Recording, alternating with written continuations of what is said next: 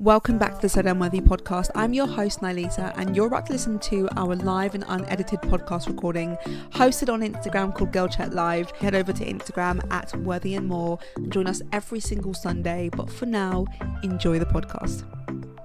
I guess I'm Jodine. I am a lover of many things. I do many things. So I guess most of all, I'm a chartered sports and exercise psychologist. And what that means is I get to do a few bits of work. So I work with athletes and the general public to help them reach either performance goals or just general lifestyle, getting active goals. I also have a small, I never like to say small, I have a CIC, so a community interest company called Rebuild Health. Hello, Andrea. So I have a small CIC called Rebuild Health, and that aims at kind of getting the Black community more physically active. I want to start at home before I start, branching out to other communities, and our community does need the support.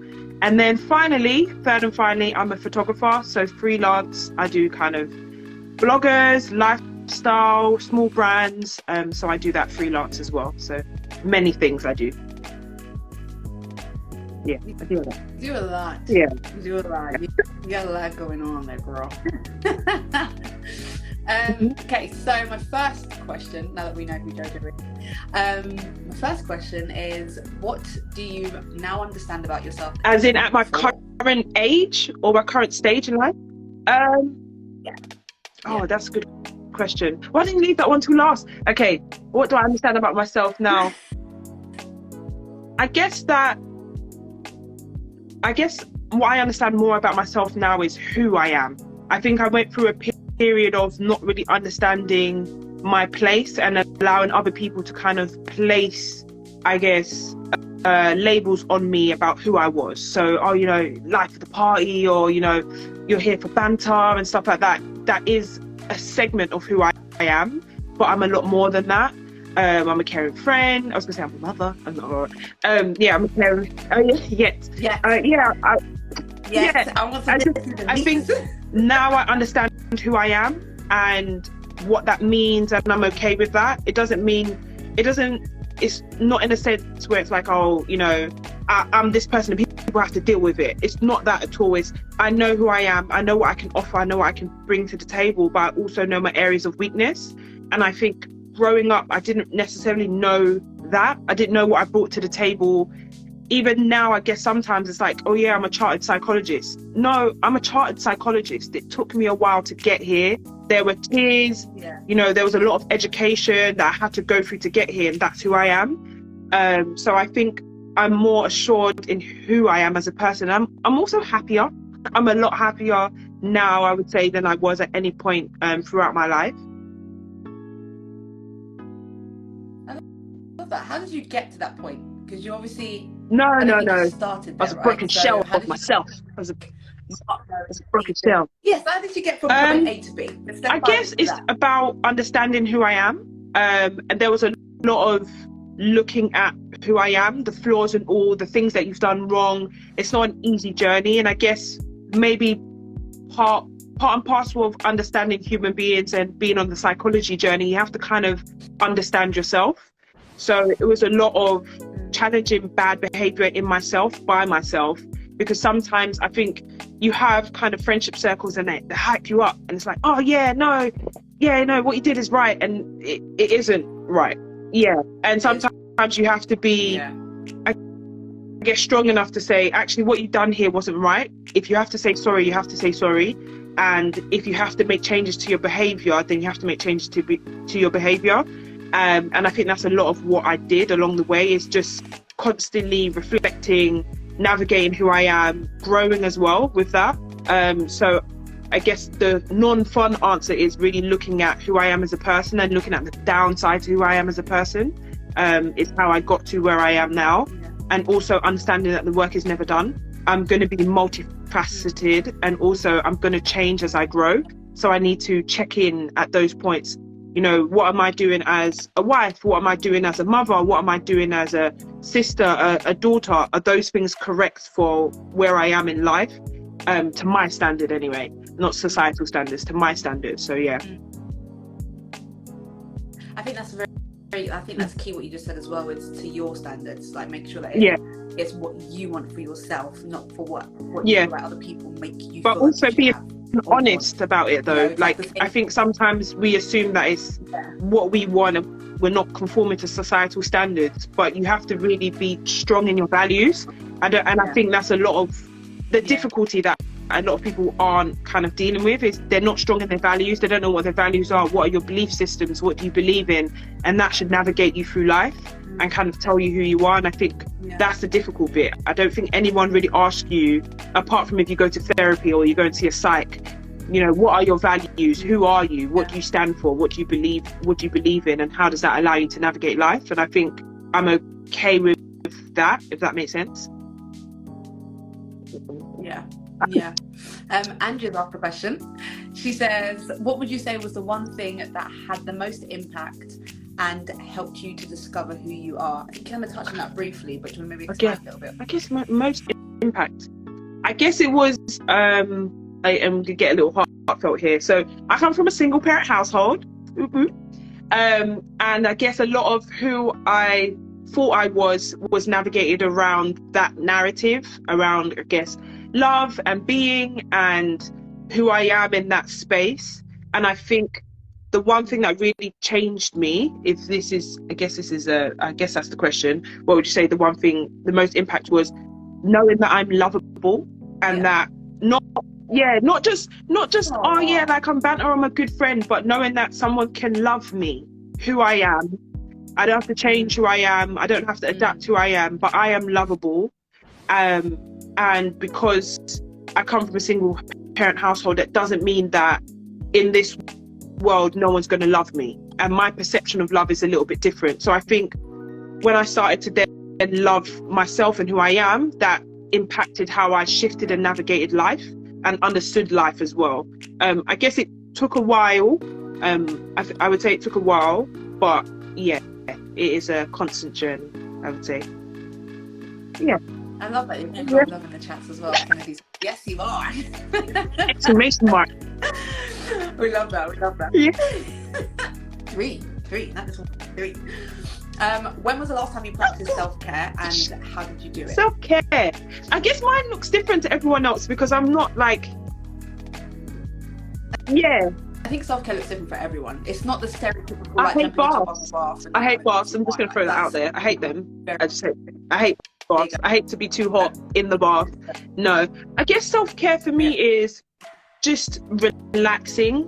Obviously, as I said at the beginning, is I'm really busy, really busy. And self-care for me is not necessarily waking up late, because I like to wake up early just to keep my rhythm, but doing something for myself, whether that's reading a book or reading an article or just online shopping and putting things in my bag that I never buy, that kind of stuff. My basket is so cool. Every day. It's so fun. So, yeah, just watching, I guess, series, reading is my self-care. Also exercise. I really value, I know people don't see that as like a self-care tool, but I value exercise a lot in terms of just how I feel within myself and how it makes me feel going forward as well in the day and in life. So I would say exercise, which I try to do 5 out of the 7 days a week. Reading, podcasts. I do love a good podcast. So, and then I guess watching series. I guess mine is more about, I guess, knowledge building and holistic self-care rather than like face mask or anything like that. Sadly, yeah. I love a face mask. But I do, to be frank, I do love a good face mask, but I do slack on that. So. I love a face mask. Sometimes I look like Loch Ness Monster with like a green face mask on. And the skin feels smooth after. Glowing, it's glowing. So it can't be that bad, you know what I mean? What are some of your barriers, your current barriers, and how are you trying to self-worth or just in life? Let's go self-worth. I feel a lot. I don't know if this is part of, I guess, the practitioner journey or the self-awareness or reflection, but I feel a lot. And I think one of my barriers, because obviously self-worth is about, I guess, belonging and, you know, So yes, I guess it's about belonging, how you see yourself in the world and how you present yourself and all of that good stuff. And I guess one of my barriers is I feel a lot. So I wouldn't say I'm triggered, but I'm more sensitive than you might think I am. And I am more attuned to other people's emotions and how they're feeling than I might make out. So I think that's a barrier, because not that I have a savior complex, but I feel like I can help the world. It's like a strong, I guess it's a strong value and a belief and a principle that's deep rooted in who I am. But I feel a lot, and I think sometimes that's a barrier because I feel, people know that I feel, and essentially they'll want support from me that I might not always be able to offer, or they're not willing to accept at the moment in time. So I guess that's a barrier. I would say that's one of my biggest barriers. Yeah, it's this. Yeah, yeah. By magazine standards, I would be classed as an empath. Yeah, but I would like to say that I'm a human being, like a true, what I would define as a human being. I feel other people's emotions. I feel sad when I see people crying. Like I can go on the train and I can see someone crying and I feel that for them. Or like I'll see a homeless person walking on the train and no one looks up to even acknowledge the fact that they are homeless, and you can see that they're down and out. And that, for me, I feel that, if that makes sense. But then I navigate that everywhere, in every element of my life, in my relationship, in my friendships. I think I'm better now at not being drained by it, but I think there was a point where I was just taking on too much. And also I need to understand that I can't be empathetic for everyone, but everyone has their own journey that they walk. And sometimes they don't want help. They don't want people to help them. They don't want, not that they're okay in their struggle, but some people can live there.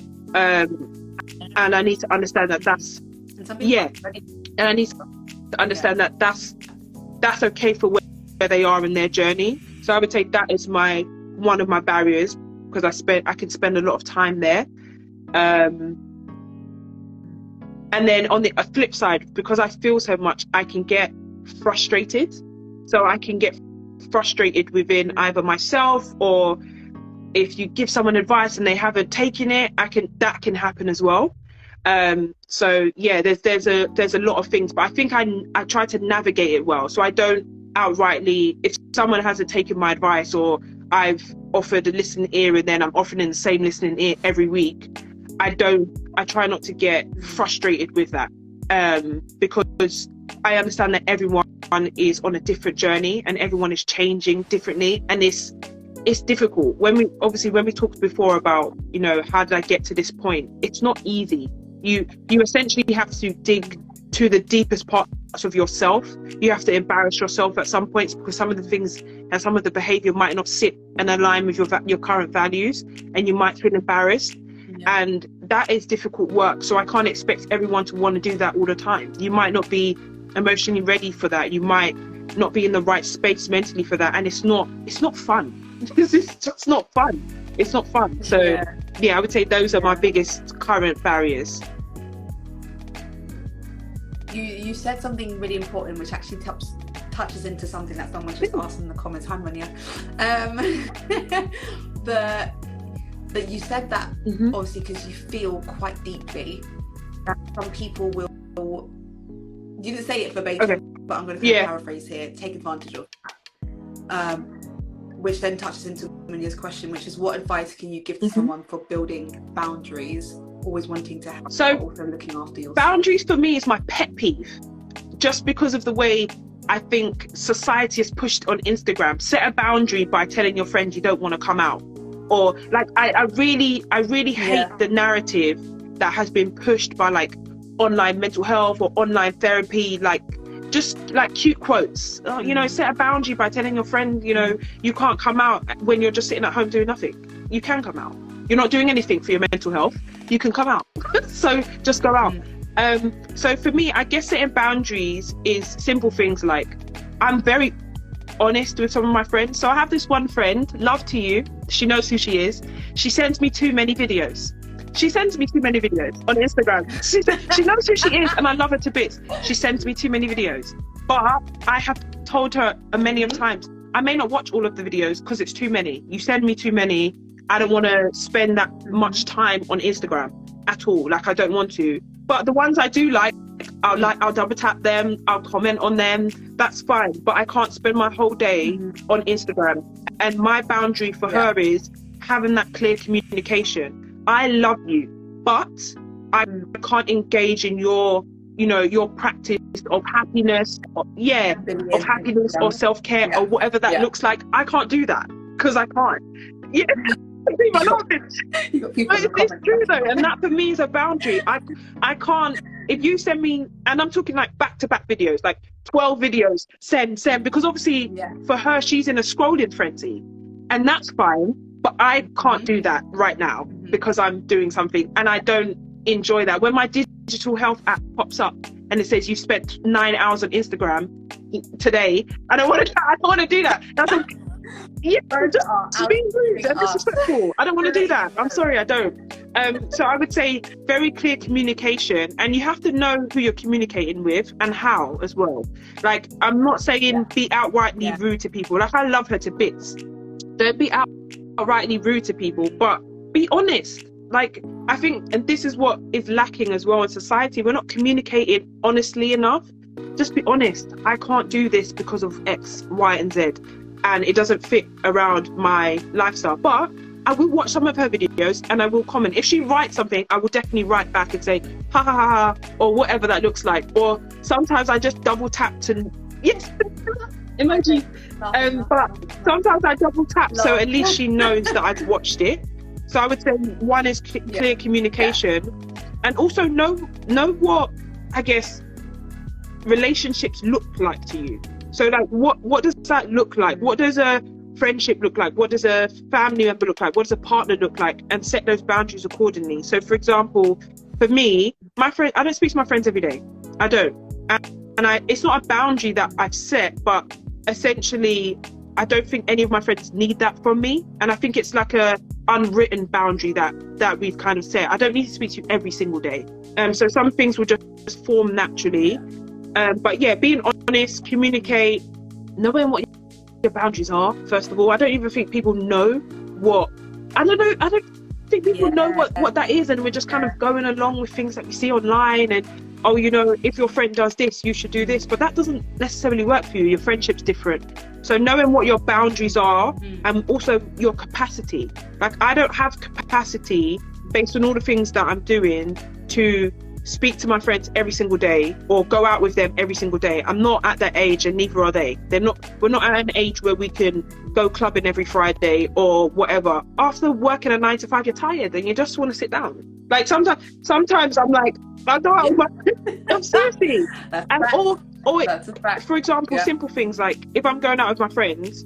So I messaged one of my main friends today and just said, yesterday said, I can't do full long weekends to kick it, but I can do one day, like one full day on a Saturday and maybe in the week. And the reason isn't because I don't want to spend time with her, because I love her to bits. The reason is because on a Sunday I have a client in the evening, and sometimes with psychology that can take it out of you, and I want to do different things and other elements. So it's just about being clear, but you also have to have good relationships. So if you have a toxic relationship, I hate the term, but if you have a toxic relationship and then you go and say to someone, I don't want to be friends, I can't come out with you because I don't want to, or whatever, that's not going to go down well. You have to be able to communicate with the people in your life and do that effectively for it to work, and for you to be able to set boundaries. Yeah, you might be a bit nervous when you're having that communication, but if you're nervous because you're thinking that this is going to start an argument or that person's not going to take it too well, then either you need to think about how you're saying it, or that person is not the right person.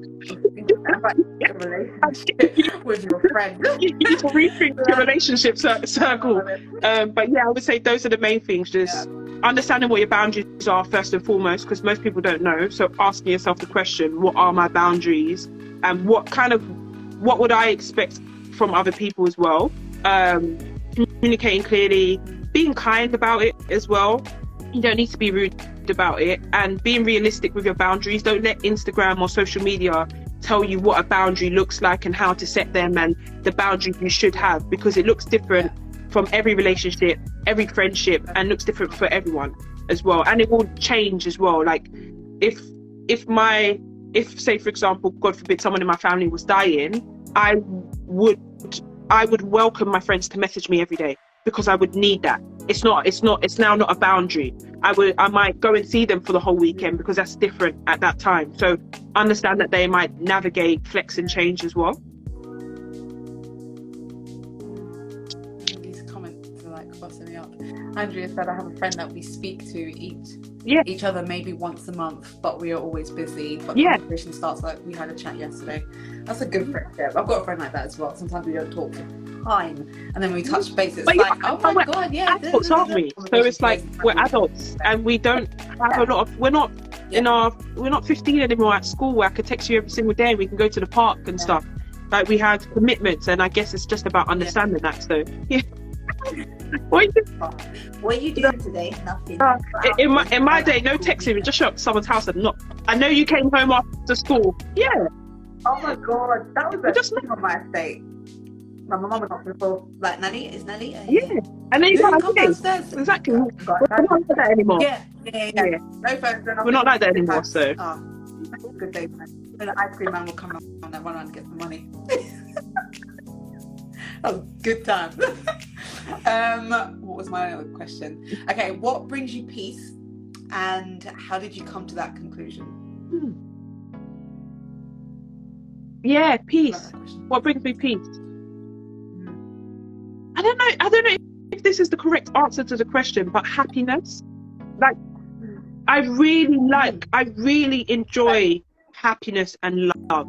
Like, not just in my own life, but to watch it. Like at the moment, I've been I do consume content, but really wholesome content. Like this dog opened the door because they knew their neighbor was coming. Like that kind of wholesome happiness. It brings me peace because it makes me feel like with all the stuff going on in the world, that there is some shred of good, and there are people that are out there doing things, and love is real and happiness is real. So I would say those things really bring me peace. In terms of, I guess, maybe other factors, travel. I love travel. I haven't done enough of it since COVID, but just being somewhere else where it's a lot slower, especially. So Jamaica used to be my grounding space. I used to go there often. It used to be the place where I reset and I get grounded, because the pace is a lot slower to London. The people are different. The lifestyle is different.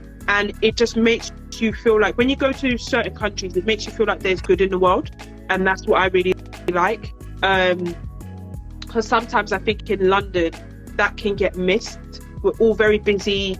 What I find is people don't care enough about each other. And it's just, I need to get to where I'm getting to, and this hustle culture. And that isn't, I don't find that when I travel abroad. And maybe it's just because I'm a tourist and you don't have work.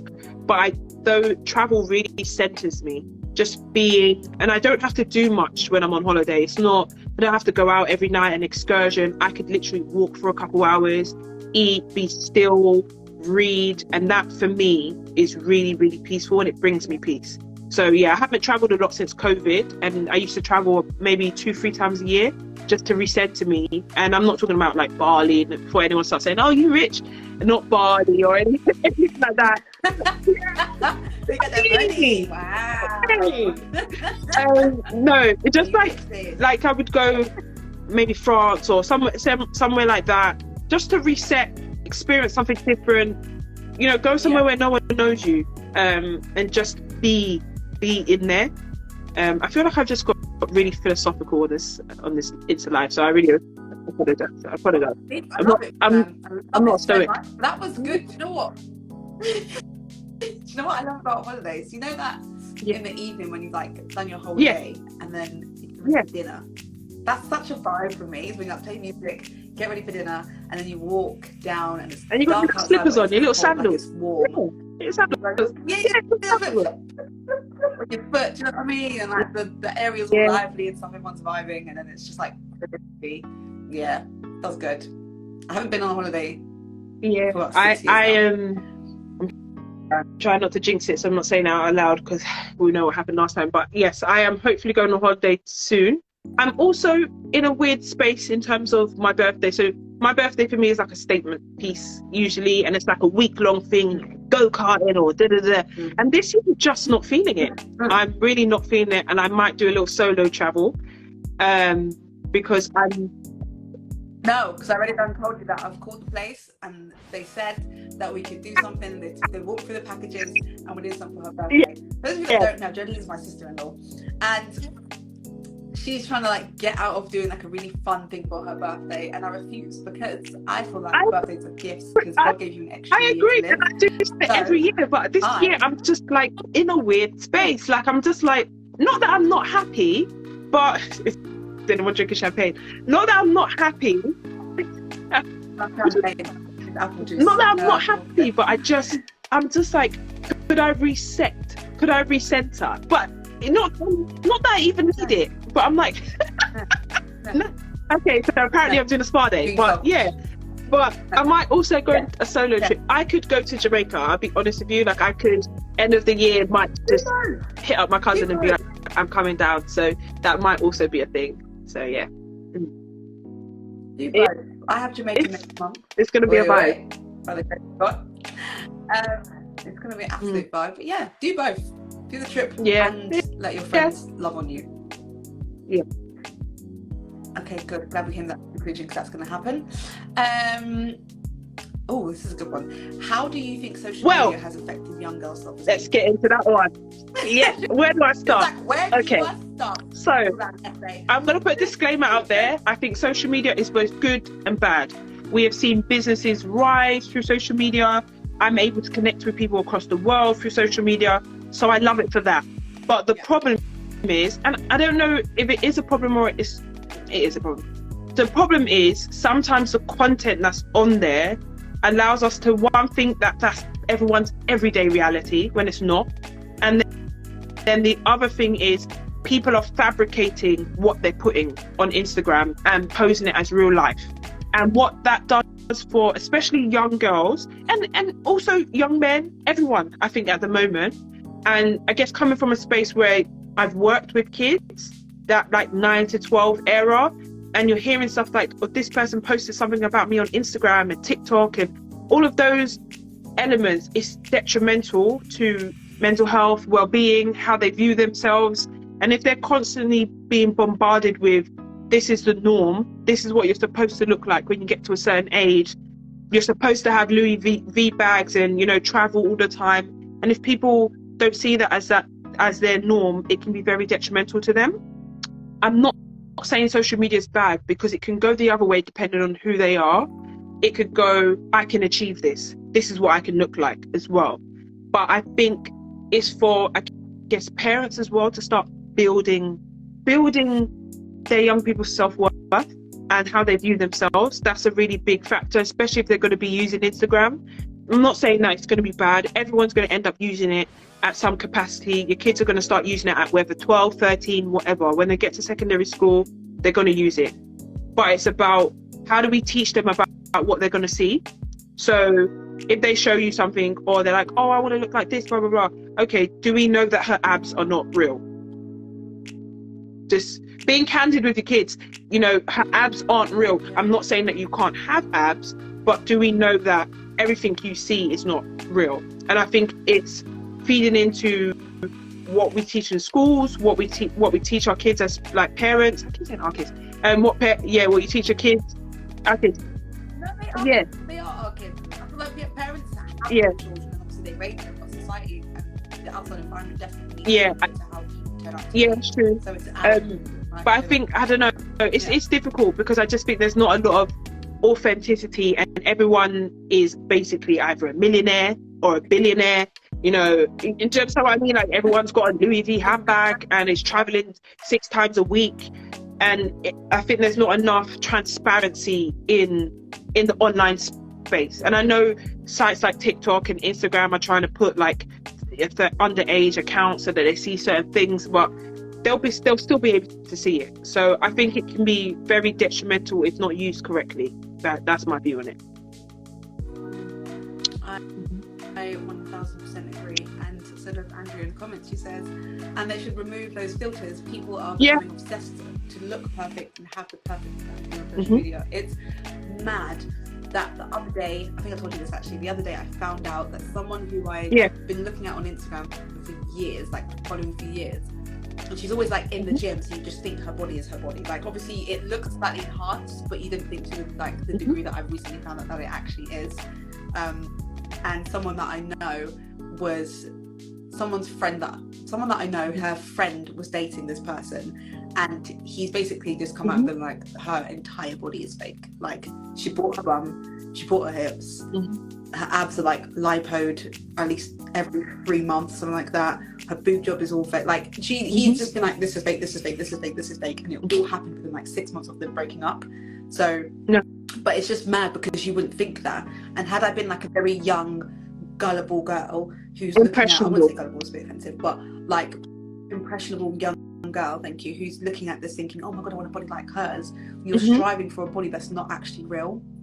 And just like, it's very, there should be some sort of limitation on like, if you hit a certain amount of followers, you need to fucking be very transparent and very honest about, you know, how you got that body. Like, it's I was gonna say disclaimer, if you bought it, you bought it, flaunt it, but also be honest that, do you know what, this is the gym, this is bought, and that's okay. Like it's like saying, you know, when like people have lace wigs, okay, it's different because we know that they're not real, but it's like, this is a lace wig, and they will tag who they bought their lace wig from, do you know what I mean? And so we know, okay, do you know what, you still look fire, but your hair isn't real, and that's fine. And it's just the transparency, that's all it is. And I think when you've got that many followers and that many people looking up to you, you should be aware of that sort of responsibility that you have. And I think I've seen one influencer, and she got her, I think it was her boobs done, but she tagged and the I've person seen people do that.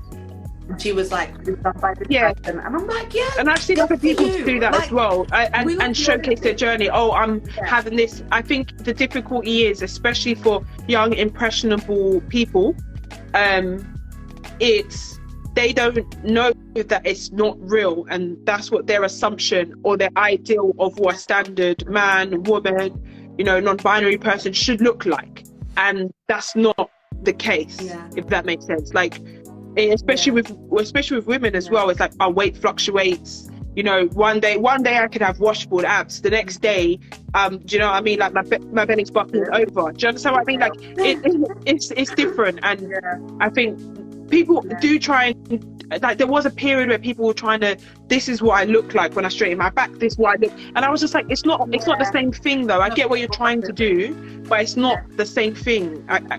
It's not the same thing at all.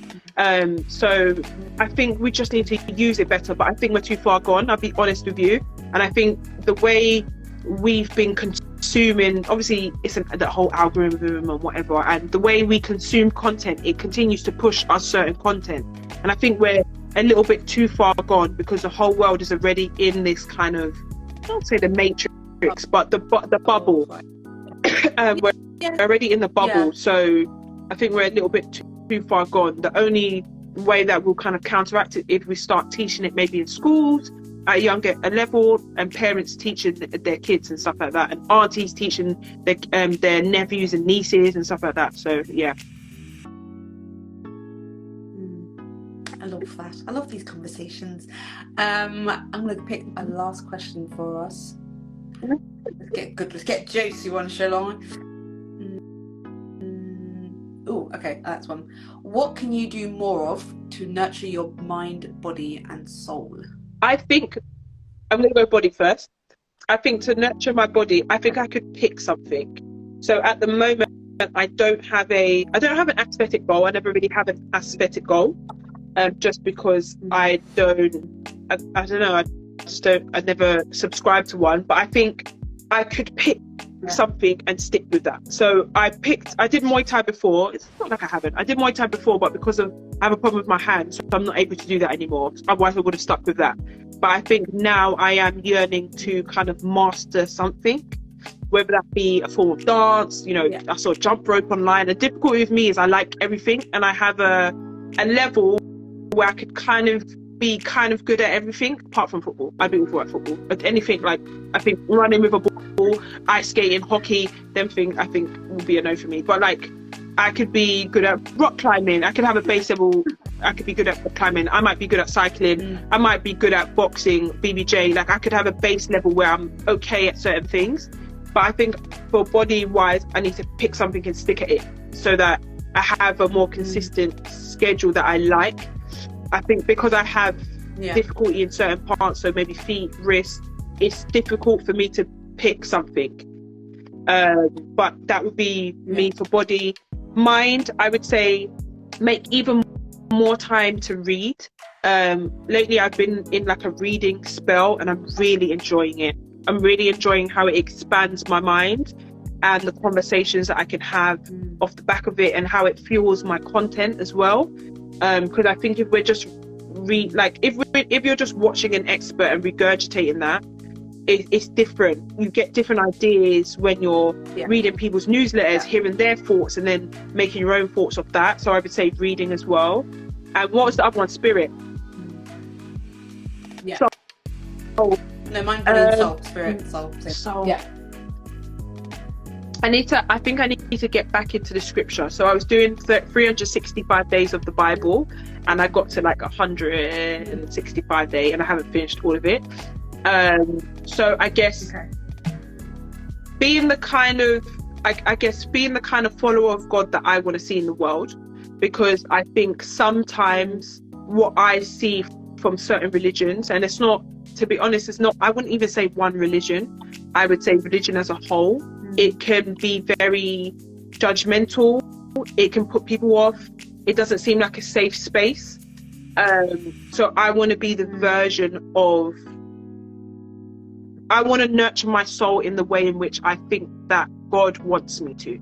And also how I present that to the world. Like, I'm not, if you're a Muslim or you're a Christian or you're a Buddhist or you're an atheist or you're spiritual, that does not mean I pass judgment on you. So really nurturing that part and leaning into understanding. I want to understand what, other people are into.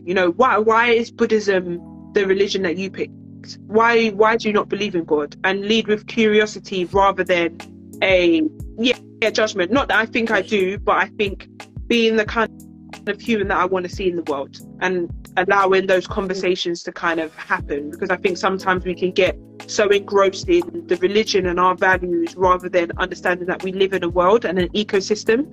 We don't live here independently, so you can't, not that you can't have your own values and beliefs and whatever, you can, but you need to understand that other people have theirs, and that's okay as well. And for us to thrive, we need to not pass judgment, more educate in that space. And I think we do less of the education and more of the passing judgment of people, and you don't know their story, you don't know their journey, you don't know how they got there. And I think that for me is where I sit, is learning more about not only the God that I believe in, but also understanding other people's points of views, and how they got there and how that allows them to navigate life. And I guess that's just the psychologist in me, because I love people, I love human beings, I love how we interact with each other.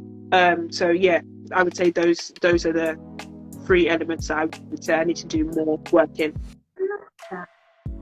I love that. That just reminded me of something that popped in my head. I heard this saying once that says "see, not say," which meant see people for who they truly are rather than saying what you're seeing coming. So I think, like you said, approaching something with curiosity rather than judgment, and then just kind of being a bit more open-minded that not everyone's the same, and people do have different opinions, and that's absolutely okay. It's a normal part of life. And I think the best thing that we can do as people is respect that and approach it with curiosity. Cool. So I love that. That's okay. Thank you, Jojo, for coming on to Instagram Live. Which one do I do first? Okay, so there's so many. Okay, so it depends on what work of mine you would like to engage with. So if you are, you want a photographer or you want to engage with my photography creative side, you go to @shot_by _Joe. That's for my photography stuff. If you are, I guess, an athlete or a performer, or you work in the business space and you want more mindset tools, and you go to mind.advantage. But if you would like to connect with, I guess, exercise support, exercise psychology support, I would say connect with me at rebuild.health. Don't follow my Jodine Williams on there, because the only thing I post is wholesome content and things that make me laugh. So there's no point following that. Unless you're a close friend. But apart from that, no. So there are the 3 places. And we have to type them, apparently.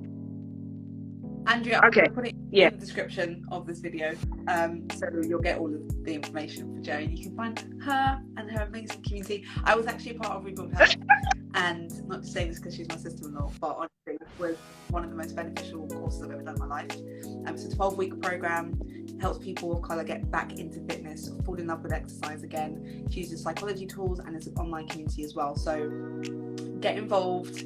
It's really good. It will benefit you. You won't freaking regret it. There's a lot of people that don't look at health in a healthy way, and Jo's kind of redefining what that looks like for people, especially in people of colour. A lot of our community don't really exercise enough, and that's not me just saying that. That is statistics. So we need to get moving more. We need to get healthy more, live a better life, live a happier life. Thank you so much. Yeah, that's it. That's my feel done. I'm part of her PR team. I'm kidding. Thanks for popping on, everyone. Why anyone wanted to listen to me, but thank you guys for listening. So I appreciate that. Thanks for the questions. I appreciate your comments, guys. All right, till next time.